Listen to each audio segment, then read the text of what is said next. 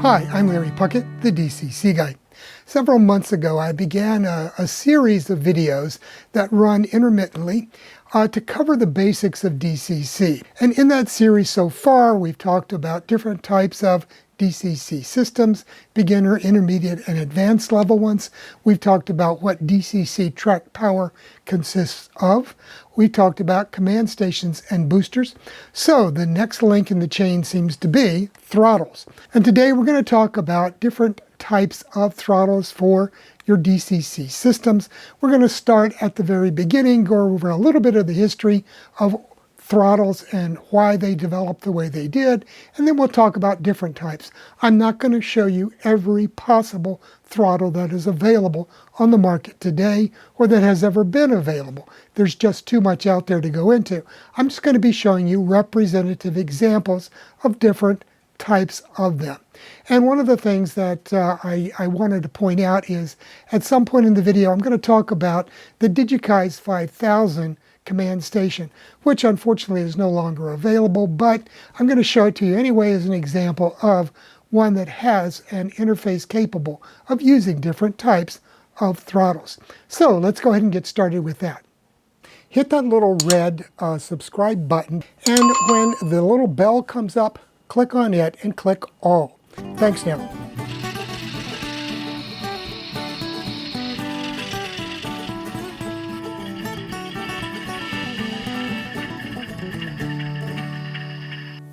So let's go ahead and talk about throttles. And what I want to do today is kind of give you an overview of where we are, a little bit of history of how we got here, and then we'll talk a little bit about where we're going in the future. Okay, let's start by taking a look a little bit at the history of throttles and DCC so we have some understanding of how we got to where we are now. Now, back in the early 1990s, when some members of the NMRA approached the governing board there with the idea of developing a command control system that would allow everybody's locomotives to operate on any manufacturer's DCC system. And the reason that they wanted to do that goes back even further than that, a number of years, because there had been a number of different command control systems developed over the prior 20, 30 or more years at that time. Matter of fact, the first command control system I could find any mention of was, I believe, back in the late 1940s, early 1950s, that was developed by Lionel. The technology just wasn't there at the time to be able to provide a system that, could be used by a lot of people. Going forward, the next system that came out was developed by General Electric, yes, good old GE, back in the 1960s. And unfortunately, it was only available for a couple of years before they decided to abandon it and got out of the market. But one of the first adopters of that system was Alan McClellan, and he used it for a number of years on his Virginia and Ohio Railroad. After that, we got into a number of different systems. There was Dynatrol, was a very, very popular system. There was something, I believe it was called Digitrax 1600. There are just a number of different systems. I think Hornby had 01, and none of them worked with each other, so they were just proprietary systems. And that was something that when the NMRA got into this, they did not want to add another bit of clutter to this.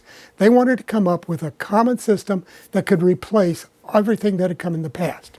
So when that committee got started, their charge was to come up with a DCC system that, as I said before, would allow locomotives with decoders made by any manufacturer to be used on any other manufacturer's model railroad layout. And as a consequence, their major focus seems to have been on the decoders themselves, coming up with a common set of configuration variables, ways to program these decoders, and other operational characteristics of them, even down to the color of the wires and layout of the pins and sockets and that kind of thing. However, one thing that they really didn't get into was dealing with a lot of the other components of a DCC system. So a command station would, of course, need to be able to produce commands that every decoder could understand and react to. But it was left up to each individual company and designer to develop their own electronics, their own box, their own way of doing that. And then the same thing developed with throttles, that each manufacturer could develop their own throttle.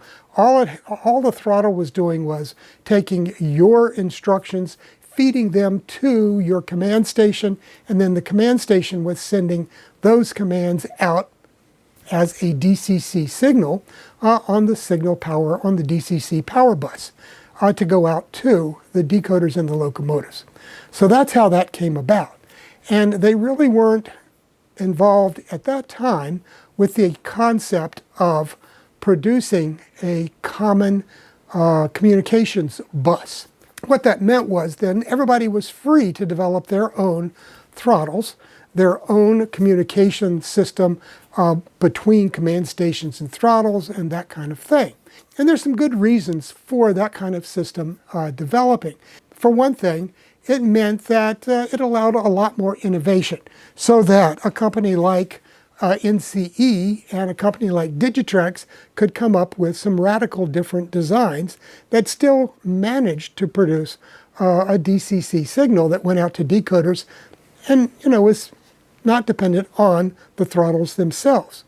So that's one reason. Another rationale that I could foresee is that if you had a common standard for throttles and communications and the like, then you could get in a situation where one company could just make throttles and undercut everybody else on sales of throttles. And this way it allows each manufacturer to have their own proprietary system, their own type of throttles that do things the way they like to do them. Now, I think another reason that we did not have the development of a common protocol for throttles is that these individuals who were developing these DCC systems at the time, they really wanted to do their own thing. And they had their own concepts about how electronically they would go about building these systems. And you've got people at Digitrax, DJ Ireland there. You've got Jim Scorse at NCE. You've got Bernd Lenz in Germany with the Lenz company and others who, they had their own philosophies about how to develop electronic circuits. And as a result, we ended up with LocoNet being designed for Digitrax systems to allow throttles and boosters and other accessories to talk to the command station. And then, of course, we ended up with ExpressNet for Lenz, and we ended up with whatever, I'm not sure what they call it at NCE. I think it's just a throttle bus. But at any rate, everybody has their own proprietary system for their throttles. So this throttle cannot talk to a command station that this can, and vice versa. So they're independent. So let's go back and very quickly take a look at where we came from in a little bit more depth. I've got a number of systems here to show you, to kind of illustrate the point that I was making about everybody coming up with their own system. So I'm going to zoom in down here on the workbench and we'll take a look at some of that stuff. In the United States, there were three early companies that were big into DCC production. One of them was Digitrax. The other was a company called Wangrow, and they produced System 1. And they were compatible with NCE and another one I'll tell you about in a minute. And then there was also Lenz. So those were the big three at the time. Bachmann wasn't producing anything at the time. MRC hadn't got into the market, and we weren't seeing anything else coming in that I remember from overseas at the time. So Digitrax was really big. And their first system that I had was this Digitrax Challenger system. And you can see this throttle was the system throttle for that. And it was very odd because you had these four knobs, each one a different color. And then there were 4 addresses for each color. So you could control 16 different locomotives at that time. Right away, within about, I think, almost a year after that, Digitrax came out with their DT100 throttle. And this was, the go-to throttle for many years. It offered you the ability to control 2 different locomotives at the same time, and you could bring up your addresses in here. And it was a very good throttle system. You could use it for programming, you could use it for operating locomotives, you could control your various functions here. And so it did just about everything that you needed at the time. It was convenient to hold in your hand. I didn't like particularly the little small knobs. They were kind of clunky. I can still use these old throttles with my current DCC system, my Digitrax system, without any problem at all, which is a good thing since I've got about 10 of these laying around here. Then, finally around, the year 2000 or so, they came out with this, the DT 400 at the time, I believe it was, and they went through various iterations. This is a 500 right here, the last in this series. So it's just a bigger version of this guy here. And obviously it gives you a lot more features and access to functions and programming capabilities than the DT100 did. Another thing that Digitrax came up with that made a lot of people happy were these little utility type throttles. This is a UT4D, a duplex version, but the thing that I like about this is it's got this big knob. I've always liked a big knob to be able to control locomotives. And then, you know, it had these little position switches here that allowed you, dial switches, to come up with a 4-digit address. They originally had a 2-digit version of this, and then they went to the 4-digit, and then it's got a bunch of buttons for controlling functions and that kind of thing. You could not program with these. They were just called a utility throttle. That's why it's a UT4D. So there were various iterations of these. And these are great because they're less expensive than these big programming throttles. And that meant that if you were operating, if you had a Lenz layout or a System 1 layout, you could afford to purchase one of these smaller Digitrax utility throttles and take it around to operating sessions as you needed. Now this is the final iteration, the latest iteration in Digitrax throttles. This is their DT 600. This is a 602D. And you can see they've taken a radical design change. They've gone with much bigger buttons, a nice big screen here, menu-driven instructions, programming, the whole 9 yards are available through this. Lots of other little independent buttons here and here. So it's you know, their next generation of throttle. It also has these big knobs up here at the top for controlling 2 locomotives simultaneously. So I find that to be a nice adaptation. One problem, you can see it is a bit thicker to hold the battery pack and the enhanced electronics in it, but I find it to be a very utilitarian throttle. Now, as I said earlier, one system that was very, very prominent in the beginning was a company called Wangrow, and that was owned by Don Wangrow out of Chicago, and he produced a system called System 1.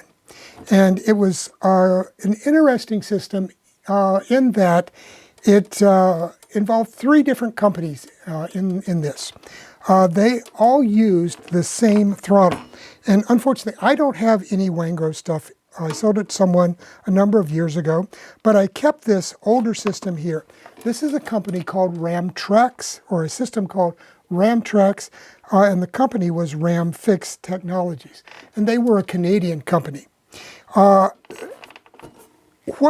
Wangrow and Ramtraxx and NCE all did was they agreed to use the same throttles and the same operating system in their command stations. So NCE, I believe, produced the throttle cases. So this was the initial case. And you can see this is the Ramtraxx throttle, and this is an NCE throttle. So it hasn't changed a lot. The case design still looks pretty much the same. They have made some changes down in this area here for various enhanced functions and programming. But otherwise, you can see they've stuck to a fairly similar design. Now, the marketing approach that Wangrow used at the time was that if one of them went out of business, you'd still be able to get throttles and firmware and stuff like that in order to keep your system active and up to date. Unfortunately, Wangrow went out of business around 2000. Now, unfortunately, the Ramtraxx system never did get up FCC approval for sale in the United States. And as a result, it failed quite quickly. I don't know how many of these systems were sold.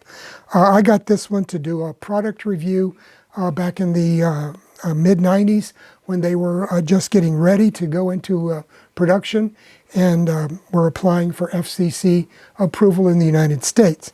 But, you know, to my knowledge, they were never sold here. This is probably the only system still existence in the United States that I know of. If somebody else knows of one, let me know. I'd like to hear about it. But at any rate, this system still works. It, unfortunately, over the years, NCE modified the firmware and their obviously the hardware components here. And so this is not compatible any longer with NCE. So it's an orphan system at this point. But at least at one point in time, we had 3 separate companies, Wangrow, Ramtraxx, and NCE, all using the same throttle network, the same firmware for their command stations. So there was an attempt early on to standardize on throttles. Unfortunately, it didn't hold up to the test of time. Now, as I said earlier, Lenz was another big company in the United States back in the early days of DCC. And at one point in time, Lenz got into a marketing agreement with Atlas, and they produced a DCC system for Atlas. So this is, I don't have the command station and booster any longer. All I have here is the throttle for it and a control panel. And you can see this is a Lenz ExpressNet control panel with the Atlas logo silkscreened on it as well. It has the 5-pin plug arrangement here as well as a standard RJ11 connector here. And so this is the throttle. Now, the interesting thing is this is just a Lenz throttle in a black wrapper or in black plastic. So you can still plug this into a Lenz system and it will still work. And I'll show you in a system in a minute where I tested it and found that it worked as a Lenz throttle. So for a while there were marketing agreements like this where Lenz produced a DCC system for our friends at Atlas. We have a similar arrangement going on in England today, where we have MRC producing a DCC system for a company called GaugeMaster. And basically, it's the Prodigy type system, the Prodigy Advanced system, and just in a different color. As far as I can see, it is this type of arrangement where the color of the case is different and the silkscreen name on it is different, but otherwise, GaugeMaster has an MRC-based system, whereas Atlas had a Lenz-based system. Okay, let's take a quick look at where we're headed as far as throttles go. Now, one of the most recent developments as far as throttles go are Wi-Fi based throttle systems. Now, for the iPhone, there is a program called, or an app called Y-Throttle, available from the App Store, and you can purchase the Y-Throttle Lite version. It's free to test, and the more complex version is only a few dollars and allows you to do a lot more with it. But these are basically a utility throttle. They don't have any programming capability, and they're limited to a certain degree in other ways. But they do allow you to use your iPhone, your iPad. There's another version for Android systems called Engine Driver. And as long as you've got your DCC system hooked up to a computer running JMRI, and that is connected to your Wi-Fi system in your house, then you can use your Wi-Fi capability of your telephone or your iPad or whatever to operate trains on your model railroad. So it has the various keys to input the addresses, to control the various functions, set short or long addresses, whatever, you can do it right there on your phone. Another development, and I said these are available for your iPad. It will work on an iPad just as well as an iPhone and on Android phones as well. Now, speaking of Android, we have this throttle here from a company called Pico, P-I-K-O, and it basically is an Android-based tablet. Uses the Android OS, and it has a program on it called Engine Driver. Works the same way essentially as Throttle does on the iPad. So you can use this. It has a nice knob here for speed control, and it works with the Pico smart controller system, as well as any system that has Wi-Fi capability. So just like with the iPhone, you can use this or an Android phone to control your trains. Another thing that has become available in the last year or so was this throttle here from TCS. And this is the TCS UWT100, Universal Wi-Fi Throttle. And this is a Wi-Fi based throttle. And it will connect to any DCC system that itself is connected to a Wi-Fi system. And as I said a moment ago, that can either be through your home Wi-Fi wireless router and through JMRI running on your laptop or on your computer, or it can be something like this, the Digitrax LNWI, which is their LocoNet Wi-Fi interface. So this, you can connect up to 4 of these different Wi-Fi throttles, either an iPhone, a TCS UWT100, the Pico Smart Throttle, Smart Controller, or any of the others. Any Wi-Fi based system can access a Digitrax layout through this Wi-Fi interface. And as I said, it can only control 4 of these devices at the same time, and you can have 4 of these attached to your command station. So that gives you the ability to control up to 16 trains using 4 of these Linwis. And with the, you can also, as I said, you can use just JMRI for your Wi-Fi interface. MRC makes their version of this, and there might be others that I'm not thinking of right off the top of my head that are available out there. So there's the potential down the road to be able to use a lot of different throttles with different command stations. Now, as an example of that type of functionality, right here we have the DigiKeys DR5000. The interesting thing about this, this is it has a 3 amp booster built in, Wi-Fi capability. It has a command station built in here, and it has the ability to connect LocoNet throttles to it. So I can take my Digitrax throttle and connect it right in here and use it hardwired as a controller with this command station. I can use a Lenz ExpressNet based throttle here. And to test that out, I actually used this throttle to control a train using this command station. And this is that old Atlas Lenz throttle.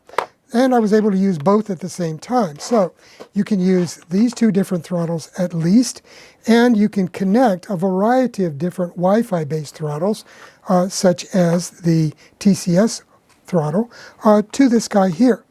So this is just the future of DCC.